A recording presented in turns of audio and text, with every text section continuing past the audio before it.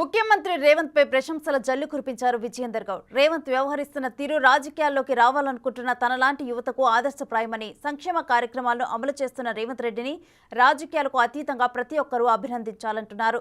కాంగ్రెస్ ప్రభుత్వంలో మంత్రులు స్వేచ్ఛగా పనిచేసుకుంటున్నారని, గత ప్రభుత్వ హయాంలో ఆ పరిస్థితి లేదంటున్నారు టీడీపీ సీనియర్ నేత దేవేందర్ గౌడ్ కుమారుడు విజయేందర్ గౌడ్.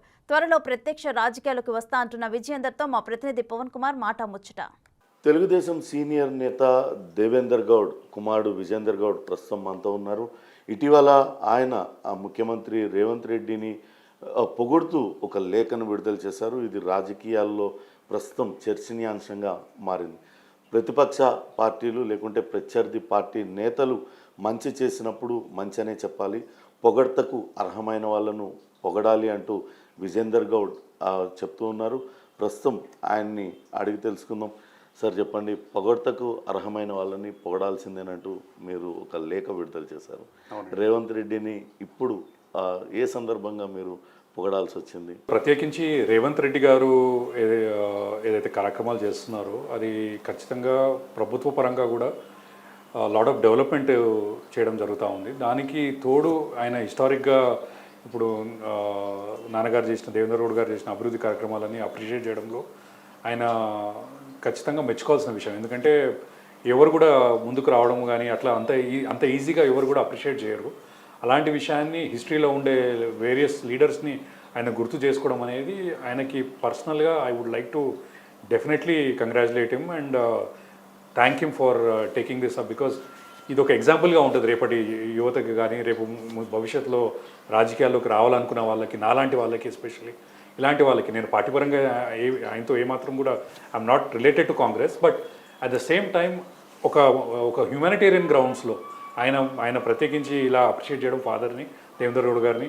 అండ్ మళ్ళీ ఆ విషయంలో నాన్నగారు తరఫున నేను ఆయనకి కృతజ్ఞతని చెప్పాలనే విషయంలో నాకు కొంచెం ఈ పర్టికులర్ విషయం తెలియజేయాలనేది నా ఒక ముఖ్యమైన ఉద్దేశం. ముఖ్యమంత్రిగా పదవి బాధ్యతలు చేపట్టి దాదాపుగా 100 రోజులు కంప్లీట్ అయిపోయింది, 3 నెలలు గడిచాయి.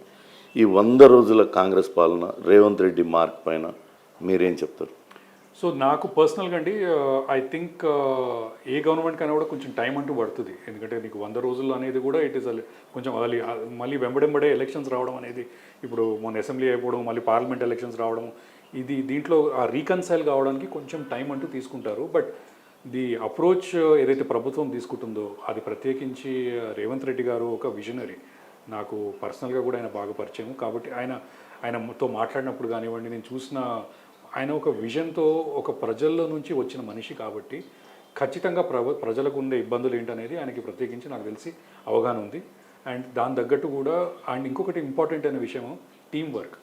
అన్లైక్ ఇంతకుముందు గవర్నమెంట్ వర్సెస్ ఇప్పుడున్న గవర్నమెంట్లో చూసిన విషయాలు ఏమంటే, ఈరోజు ఉన్న మంచి నాయకులు ఉత్తమ్ కుమార్ రెడ్డి గారు కానివ్వండి, బట్టి విక్రమార్ గారు కానివ్వండి, మధు యాస్కి గారు కానివ్వండి, or you take any other leaders, మన పొంగులెట్టి శ్రీనివాస్ రెడ్డి గారు కానీ, ఆల్ దీస్ లీడర్స్ వీళ్ళందరికీ కూడా ఈక్వల్గా ఒక మంత్రి అంటూ ఆయన మంత్రులు చేయాల్సిన బాధ్యతలు, మంత్రులు చేయాల్సిన ఏదైతే కార్యక్రమాలు చేయాలనో ఆ ప్రతి ఒక్కరు కార్యక్రమాలు ఎవరు పనులు చేస్తున్నారు. మంత్రులు చేయాల్సిన పనులే ఇవి.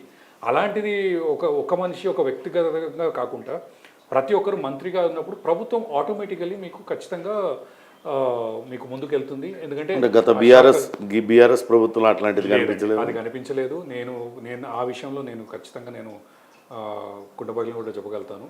ఆ విషయంలో మంత్రులుగా లేకుండానండి, అది ఉత్త ముఖ్యమంత్రి గారు కానివ్వండి, వారి కుటుంబ సభ్యులు తప్ప మిగిలిన వారు ఎవరు కూడా పని చేసినట్టయితే ఇక్కడ కూడా కనబడలేదు మాకు.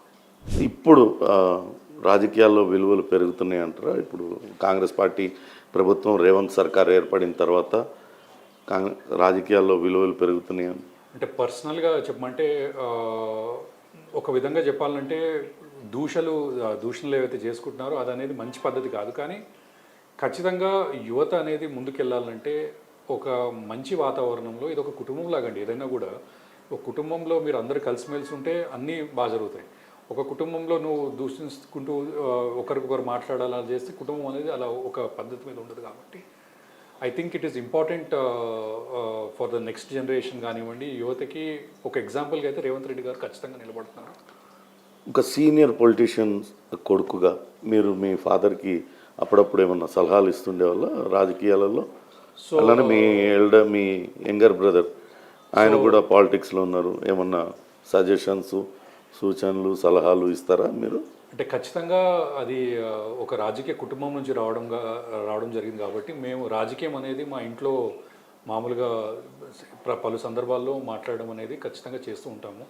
యూజువలీ మేము ఏంటంటే డిన్నర్ అయిన తర్వాత ఆ ప్రాంతంలో ఎప్పుడైనా కరెంట్ అఫైర్స్ ఏమున్నా కూడా ఎలా జరుగుతుంది అనే దాంట్లో బికాజ్ మేము we are a very important citizens of this country. ఒక సిటిజన్గా కానివ్వండి, అండ్ రేపు మాకు ప్రజల కోసం ఏదో చేయాలనే తపన అనేది నాకు పర్సనల్గా కానివ్వండి, మా తమ్ముడైతే వీరేందర్ గౌడ్ ఆల్రెడీ బీజేపీలో ఉన్నాడు, ఆయన కృషి ఆయన చేస్తున్నారు.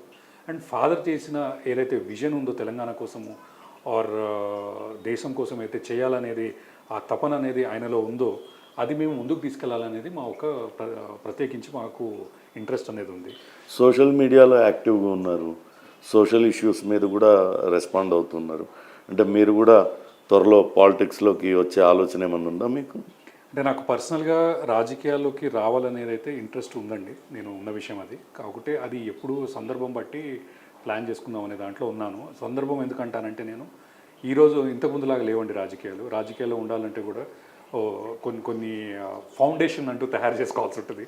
సో ఆ ఫౌండేషన్ డెఫినెట్లీ ఫాదర్ది అనేది ఒక మంచి ఫౌండేషనే, కానీ ఇప్పుడున్న ఈ ప్రజెంట్ దాంట్లో కాకుండా ఫ్యూచర్లో కొంచెం, ఎందుకంటే నాకంటూ కంఫర్ట్గా ఫీల్ అయ్యే వాళ్ళతో ఎవరితోనైనా వర్క్ చేయాలనే దాంట్లో నేను ఆలోచిస్తున్నాను. అంటే చెప్పారు కదా ఆల్రెడీ మీకు రేవంత్ రెడ్డి గారితో పరిచయం ఉంది అని. అంటే కాంగ్రెస్ పార్టీలో చేరే ఆలోచనే ఉంది?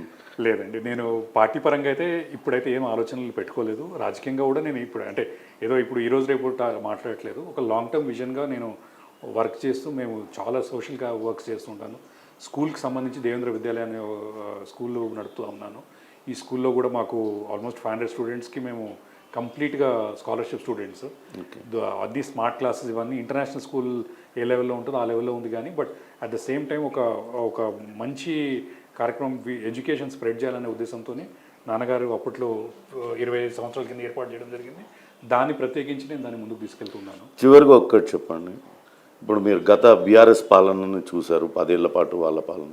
ఇప్పుడు ఈ 100 రోజుల పాలన మీరు ఆల్రెడీ చెప్పారు, 100 రోజులు అంటే చాలా తక్కువ టైం, కానీ ఇచ్చిన హామీలన్నింటినీ నెరవేర్చే ప్రయత్నం అయితే కాంగ్రెస్ పార్టీ చేస్తుందని చెప్తుంది.